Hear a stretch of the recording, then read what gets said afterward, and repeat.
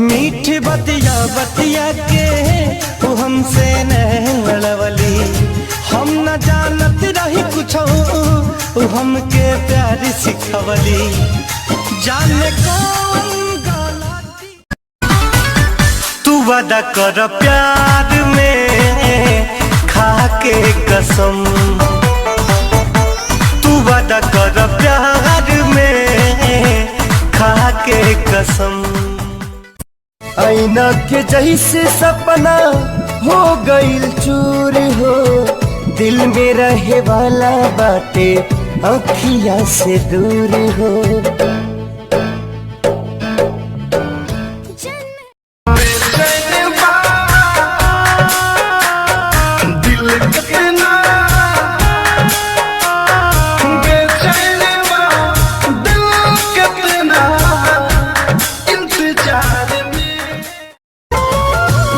मुस्कुरालू तू क्षण में रूठ जालू तू। जरत जैसे दिया होके वैसे बुझ जालू तू। सूते न देलू सब